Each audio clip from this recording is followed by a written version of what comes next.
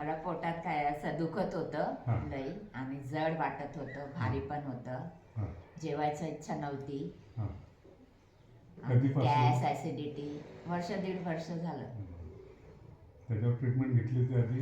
हां, हे ॲलोपॅथी केली होती. तर आयुर्वेदिकचं तुम्हाला कसं समजलं ट्रीटमेंट घ्यावी? ते इथे कॉलनीमध्ये एकी बाईला मी ते काम करायला यायची, तिला विचारलं होतं कोणतरी पोटाची मालिश करायला कोण आहे काय म्हणून. हां.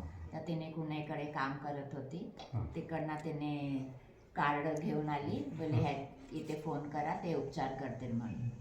मग आम्ही फोन केला. आता ही जी ट्रीटमेंट आहे तुम्ही आधी कधी घेतली नव्हती, तर नव्हती ही वेगळ्या प्रकारची ट्रीटमेंट आहे. झाली. तर हे कसं वाटतं त्याच्यात? बरं वाटते आहे. माझं पोट आता जरा भारी पण होतं, ते कमी झालं आहे. हां. जळजळत होतं जास्त, तेही हां. कमी झाले आहे. हां.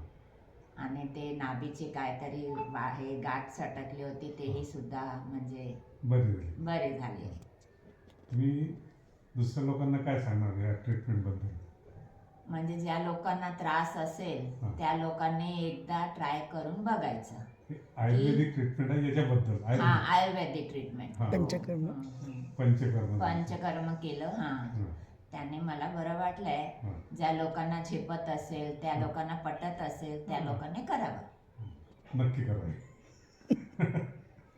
हां. ठीक आहे.